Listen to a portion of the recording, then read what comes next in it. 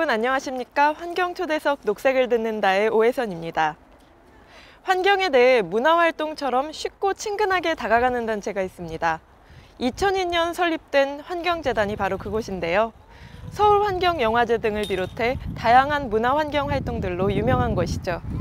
오늘은 환경재단의 최열 대표와 만나 환경에 대해 얘기 나눠보도록 하겠습니다.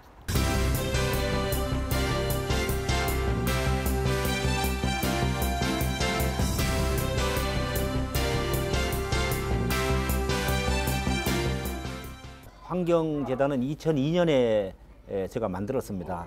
제가 오랫동안의 환경운동을 하면서 환경 문제에 대해서 국민들에게 좀 감동을 주고 또 구체적인 실천으로 옮기는 데 가장 바람직한 것은 문화적인 접근이다, 이런 생각을 했습니다. 그래서 제가 환경영화제를 만들면서 제일 먼저 한 것 중에 하나가 서울 환경영화제, 전 세계 환경에 관계되는 좋은 영화를 모아서 심사해서 영화를 상영하고 또 상영된 영화를 학교나 일반 시민들에게 제공하는 것도 했고요. 그 다음에 제가 네덜란드에 가서 본 것 중에 사진전을 24시간 하는 것을 봤어요. 그래서 대형 사진전을 세종문화회관하고 코엑스 앞에 시민들이 야간에도 볼 수 있는 그런 이제 사진전을 했고요. 그러면서 환경운동이라는 것이 전문성이 있어야지 점점 국민으로부터 지지를 받기 때문에 환경운동가를 좀 더 체계적으로 공부를 시키자. 그래서 인길진 NGO 스쿨을 만들고 그 다음에 석박사 과정에 저희들이 1년에 10명씩 장학금을 줘서 이제 지원을 했고요. 그 다음에 환경 문제에 대해서 관심은 있지만 또 아이디어는 있지만 실제로 재정적으로 어려워서 활동 못하는 그런 조그만 단체는 저희들이 지원을 해왔습니다. 그래서 크게 보면은 환경에 대한 국민적 관심을 가질 수 있는 다양한 형태의 문화 프로그램, 또 3분의 1은 환경운동가들에 대한 지원, 3분의 1은 기업이나 정부 쪽에 환경에 관심을 가질 수 있는 그런 프로그램을 만들어서 10여 년간 운영을 했는데요. 하다 보니까 이게 환경 문제라는 것이 한 나라의 문제가 아니고 전 지구적인 문제고 특히 동아시아의 환경 문제는 굉장히 심각하기 때문에 이런 문제를 해결하려면은 해외에 있는 단체와 연계해서 활동하는 게 필요하다. 그래서 저희들이 이제 피스 앤드 그린 보트까지 운영을 하게 됐습니다. 경제 위기를 겪으면서 사람들이 나의 경제 문제는 내가 챙기지 않으면은 국가가 도와주지 않는다, 이제 이런 생각을 하면서 훨씬 더 돈 문제에 관심을 가지게 됐습니다. 근데 이제 돈에 대해서 관심을 가지게 되면은 상대적으로 환경 문제에 관심이 떨어지거든요. 그런데 문제는 환경 문제를 해결하지 않고 돈 문제에 대해서 관심을 가진다 그래서 실제로 경제적으로 풍족해지느냐, 풍족해지지 않는다는 것에 대해서 사람들이 아직도 모르는 사람들이 굉장히 많습니다. 그래서 예를 들어서 돈을 버는 데는 오염 물질을 자연환경에 그냥 버리면은 그 기업이 돈을 버는 걸로 착각을 하는데 그것을 다시 처리하는 비용은 훨씬 돈이 많이 드는 걸 우리가 이제 보아왔잖아요. 그래서 환경 문제라는 것은 결국은 쾌적한 환경에서 강한 경제가 나온다. 오염된 환경에서 강한 경제가 나오는 것이 아니고 쾌적한 환경에서 강한 경제가 나오는데 그 가장 대표적인 예가 저는 유럽이라고 봅니다. 유럽을 가면 숲도 많고 굉장히 환경도 좋고 그러면서 경제도 상당 수준에 가 있기 때문에 우리나라 같이 지정학적으로 굉장히 좁은 나라고 또 교육 수준이 높은 입장에서는 쾌적한 환경에서 강한 경제가 나온다는 생각을 해야 되는데 그거는 결국은 환경에 대한 올바른 철학이라고 봅니다. 기능으로 예를 들어서 뭐 이거를 줄여라, 이거를 뭐 분리해라, 이런 걸 너무 얘기를 많이 하면 사람들이 환경은 굉장히 귀찮은 일로 생각하는데 그것이 아니고 예를 들어서 쓰레기 그러면은 쓰레기란 우리 인간이 남긴 욕망의 흔적이다. 그러니까 욕망이 많아지면 쓰레기가 많아지니까 가능하면 욕망을 줄이고 삶의 질을 높일 수 있는 문화적인 활동을 해야 된다. 이런 식으로 이제 방향 전환을 해야 되는 거죠. 그런 면에서 저는 환경 문제는 결국은 철학의 문제고 철학의 문제는 결국은 우리 인간과 자연과의 관계를 잘 풀지 않으면은 결국은 자연이 병들면 우리 인간도 병들고 자연이 회복되면 우리 인간도 회복되는 것을 저는 가장 중요한 철학적 가치로 둬야 되지 않나 생각됩니다. 제가 한 예를 들면요. 저희들이 이제 환경영화제에서 대상을 받은 것을 저는 항상 봐왔거든요. 근데 어쨌든 전 세계에서 1년 동안에 수천 편 이상의 영화를 만들어서 그것을 심사해서 하나로 걸러진 그런 영화를 딱 보면요.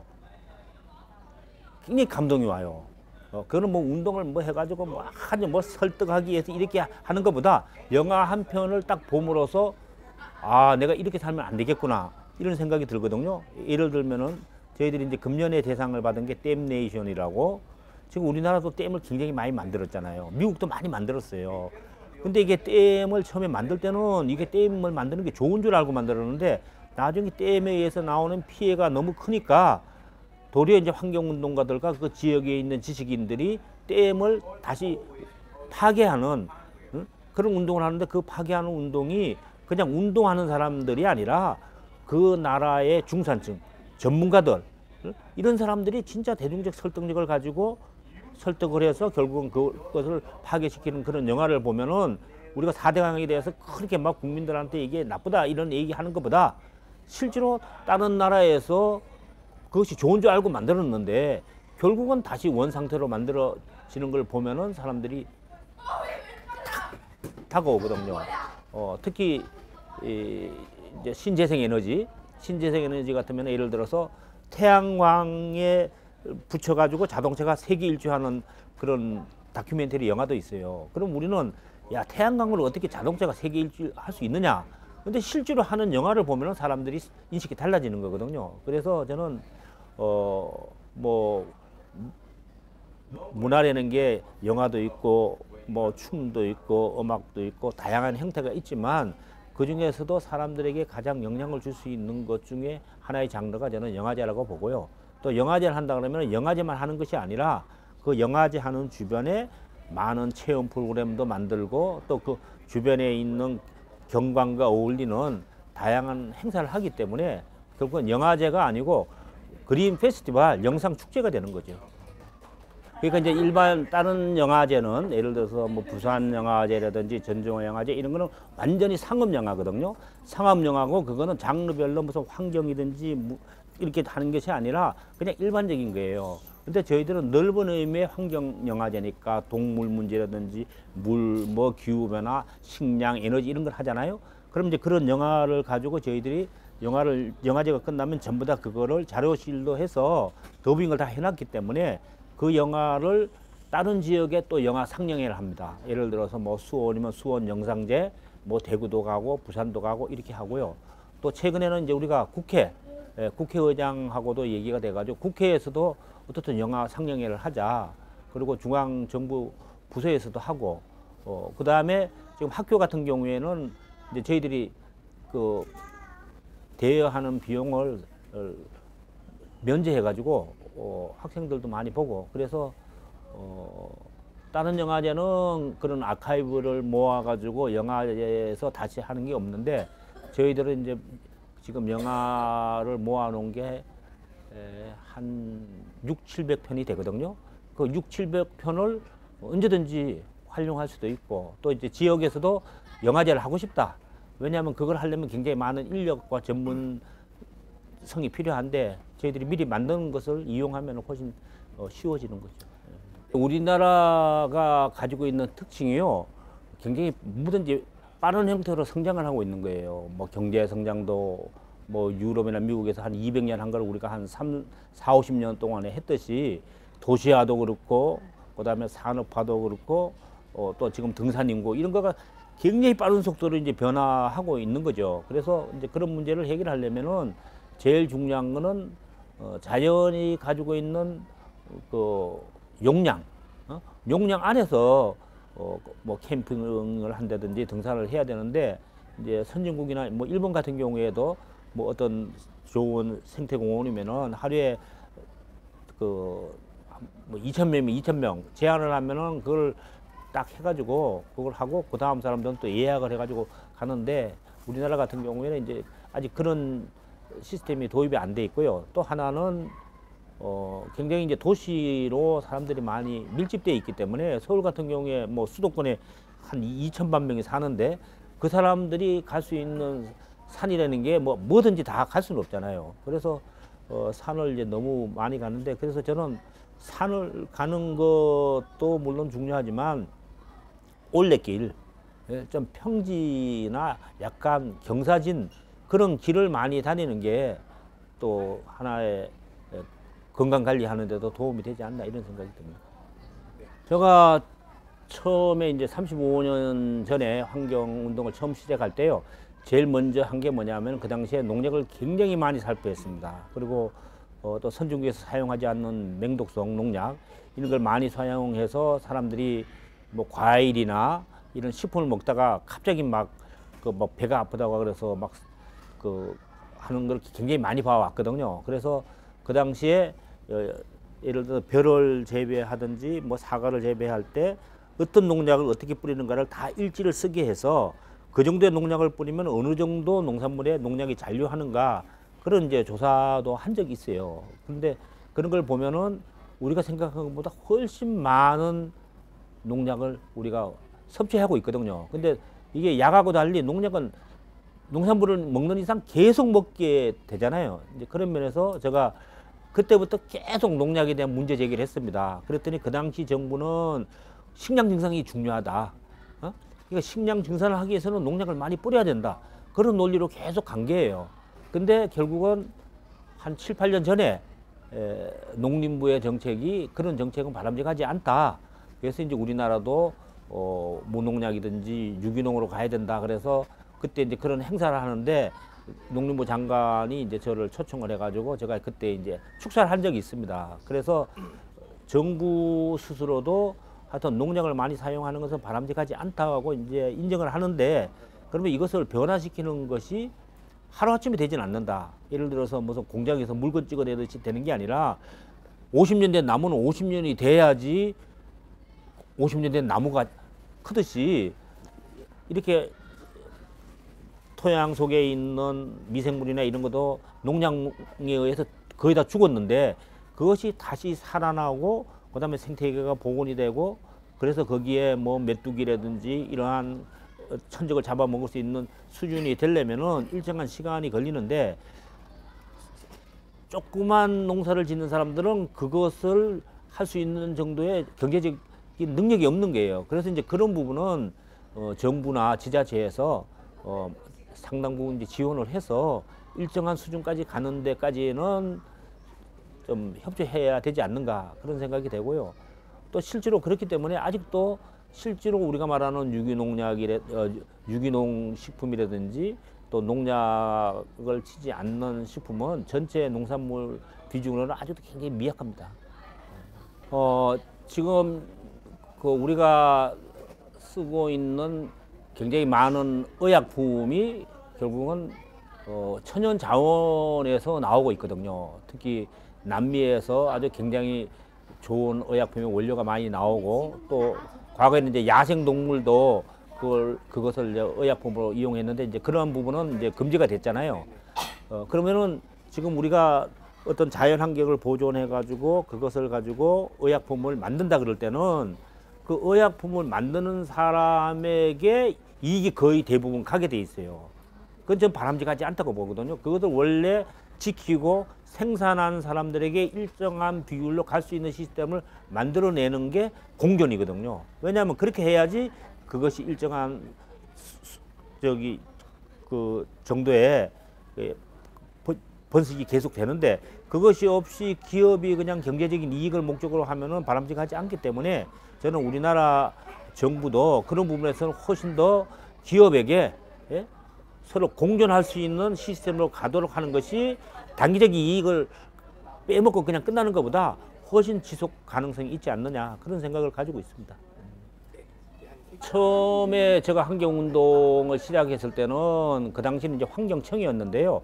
환경청은 어떻게 보면은 환경단체를 탄압하는 도구로 쓰였어요. 그러다가 이제 나중에 환경처가 되고 환경부로 됐거든요. 그래서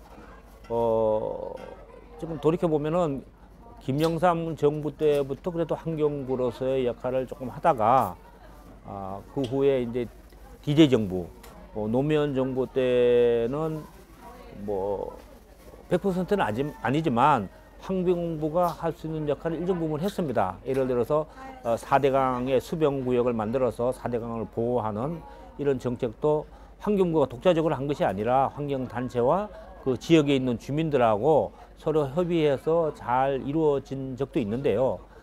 그것이 결국은 그 이제 환경단체가 이제 대규모 생태계 파괴를 저지하는 운동은 실제로 환경부하고 관계되는 것이 아니라 대부분 다 국토건설부라든지 아니면 뭐 산자부라든지 이런 거하고 연결이 돼서 계속 싸우다 보니까 실제로 환경부는 할 수 있는 역할이 거의 없는 거예요. 그렇게 가다가 이명박 정부가 들어서면서 뭐 대운하라든지 4대강 이런 게 나오니까 대통령의 의지가 어떻든 뭐 댐을 만들어서 강을 뭐 살리겠다.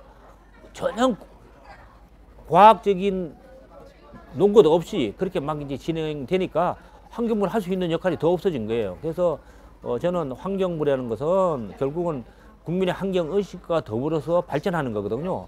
근데 국민의 환경의식이 높아지는 것을 그 당시 정부가 탄압할 때 환경부가 그 역할을 하지 못하면 결국 들러리가 되는 겁니다. 그런 면에서 저는 환경부라는 것은 다른 개발 부처는 결국은 이제 경제적인 이익을 중심으로 하지만 환경부는 국민의 건강과 생명, 안전, 미래 세대를 담보하는 거기 때문에 그런 면에서 국민들의 환경의식을 높이는 쪽으로 가서 그 힘이 환경부로 이렇게 모아지도록 하는 게 바람직하다고 생각을 합니다. 뭐 저는 뭐 계속 얘기해 왔지만요. 우리나라의 환경 용량이 벌써 훨씬 초과한 거예요. 그러니까 지금 지구 전체로도 환경 용량을 한 1.5배 정도 초과했다 그러는데 제가 이제 그런 걸로 보면은 우리나라는 1.5배보다도 훨씬 더 많이 초과했습니다. 특히 에너지 같은 경우에는 우리가 이렇게 좁은 나라에서 세계 CO2 배출량 7위라는 것은 그만큼 산업 구조가 문제가 되는 겁니다. 예를 들어서 우리가 이제 그 중화, 뭐 철강이라든지 석유화, 뭐 시멘트 이러한 산업이라는 것이 에너지 자체를 많이 쓰게 되는 거거든요. 예를 들면은 철은 1톤 생산하려면 CO2가 2톤이 나와요. 그러면 포스코 한 회사에서 배출하는 CO2 양이 우리나라 전체 배출량의 10%도 넘는데 그러한 큰 기업에서 나오는 거 석유화학 이러한 부분에 대한 산업 구조를 바꾸지 않으면서 국민들에게 무슨 한동을 줄여라든지 이런 것은 당연히 줄여야 되지만 그것은 줄여도 굉장히 양이 적은 겁니다. 그런 면에서 저는 지금부터 이제 산업 구조를 빨리 바꿔야 되고 그다음에 에너지를 적게 쓰면서도 부가가치가 높은 산업, 특히 산업도 2차 산업도 중요하지만 3차 산업, 이를테면은 그 서비스 산업이든지 예를 들어서 무슨 컨벤션, 문화, 영화 산업, 의료, 생태 관광 이런 쪽으로 많이 진출해야지 그것이 충분히 소화되지 않으면서 자영업으로 가는 거. 그래서 그냥 1층, 대한민국 1층은 전부 다 가게가 있는 이런 산업 구조로는 경쟁력이 없는 거죠. 그런 면에서 저는 우리나라 같은 경우에는 다른 나라 뭐 예를 들어서 스웨덴이나 뭐 핀란드 이런 나라의 얘기를 하는데 그런 나라의 인구 규모나 면적하고로 생각하면 우리는 훨씬 더 노력을 하지 않으면은 국토를 지키기가 훨씬 힘들다고 봅니다. 이제 우리나라 같은 경우에는 국민의 교육 수준이나 또 소득에 비해서 국제 문제에 관심이 굉장히 적습니다. 지정학적으로 우리가 남과 북이 대치되어 있기 때문에 우리 남한으로만 보면은 완전히 성같이 갇혀 있는 나라라고 볼 수 있거든요. 그리고 또 주변에 가까운 나라가 몇 나라가 없어요. 유럽 같은 경우에는 막 수십 나라가 그냥 다 붙어 있고 동남아도 이렇게 돼 있는데 우리는 이렇게 딱 떨어져 있는 상태에 있는데 그 떨어져 있는 상태에 있으면서 세계적으로 가장 강대국인 이제 중국이 있고 또 일본이 있고 그러니까 한국과 중국과 일본의 관계를 잘 풀지 못하면은 가장 피해를 볼 수 있는 나라가 우리입니다. 과거에 뭐 청일 전쟁부터 이게 우리가 정쟁터로 갈 수밖에 없는 그런 조건을 가졌는데, 그런 면에서 저는 경제적으로도 서로 협조하지 않으면 안 되는 시스템이거든요. 우리가 일본의 고급 부품을 들여와야 되고, 또 우리가 중국에 많이 수출하고, 그러니까 한중일은 경제적으로도 서로의 협조 관계를 가져야 되는데 정치적으로는 완전히 거꾸로 돼 있는 거예요. 정치적으로는 계속 이제 갈등의 관계가 돼 있는데, 그 갈등의 관계는 결국은 정치적인 이해관계, 자기의 권력을 유지하기 위해서 이용하는 것이 많기 때문에, 예? 국민들은 실제로 한중일 국민들은 서로 과거의 문제를 빨리 풀고 그다음에 미래로 나가자 그러는데, 정치권이 이제 그것이 되지 않기 때문에 그런 문제를 해결할 수 있는 방법은 결국은 국민들이 직접 만나서 대화하고 문제를 풀어갈 수밖에 없다. 그러면 한국과 중국과 일본에 있는 사람들이 만날 수 있는 기회라는 것이 특별한 기회가 없는데, 또 만난다 그래도 굉장히 짧은 시간에 만나는데, 그런 것보다는 배에서 한 열흘이든 보름이든 서로 가까워지고 이해하고 또 문화적인 차이를 느끼고, 그렇게 하면서 가지고 자기네들이 이때까지 잘 몰랐던, 예를 들어서 뭐 교과서 왜곡 문제라든지 과거에 있는 잘못된 문제, 또 우리가 앞으로 문화적으로 어떤 식으로 융합을 해야 될 것인가, 이런 거에 대한 토론과 또 현장 체험을 할 때만이 저는 발전이 될 수 있다고 봅니다. 그래서 제가 2005년에 일본 피스포트에 제안을 했고, 그래서 이제 금년에 7번째를 이제 마치게 됐는데요. 제가 그때 얘기한 내용이 뭐냐면은 한 10차례 정도 우리가 꾸준히 노력하면은 어떤 형태든지 변화는 올 것이다. 뭐 정치적으로 그것을 이용하는 정치 집단이 있을지 몰라도 그런 집단이 영구적으로 가는 것은 아니고, 결국은 국민의 수준을 높일 때만이 그것을 변화시킬 수 있다고 보고요. 그런 면에서 뭐 충분하진 않지만 그래도 이 프로그램을 한 사람들이 끝나고 나서 얘기를 들어보면은 자기 생애에서 가장 그래도 의미 있고 보람된 날이었다, 이렇게 얘기하는 사람이 많은 걸 보면은 조금 더 발전시키면 바람직한 결과가 나오지 않을까 생각됩니다. 저는 환경운동을 하면서 환경 문제야말로 국경을 초월해야 된다고 생각을 합니다. 그런데 대부분의 우리나라 국내 NGO들이 국내산에 너무 이렇게 매몰되어 있어요. 그래서 제가 환경재단을 만들었을 때도 환경재단은 아시아 환경운동의 그린 허브가 돼야 된다. 허브가 굉장히 중요하거든요. 그래서 이번에도 우리가 아시아 지역의 골드만 수상자들, 뭐 인도든 태국이든 필리핀 이런 분들을 불른 이유는 아시아라는 동질성을 가지고 활동을 해야 되고, 그러려면 아시아 지역의 환경 문제가 심각한 데가 어딘지도 우리가 파악을 해야 되고, 또 그런 문제에 대해서 가장 적극적으로 노력하고 있는 환경단체도 알아야 되고, 또 그런 단체를 우리가 지원도 해야 되고, 그래서 우리가 한 5년 전부터는 아시아 지역의 환경운동을 지원하는 프로그램도 하고 있고요. 또 3년 전부터는 아시아의 전기 없는 가정의 태양광을 지원해주는 프로젝트, 지금 10,000가구를 내년 이제 봄이면 이제 마칩니다. 그래서 저희들은 국내 환경운동은 많은 환경단체가 하고 있기 때문에 저희들이 국내 환경운동보다는 아시아 지역의 환경운동을 훨씬 더 활성화시킬 수 있는 부분, 그리고 환경 문제로는 기후변화,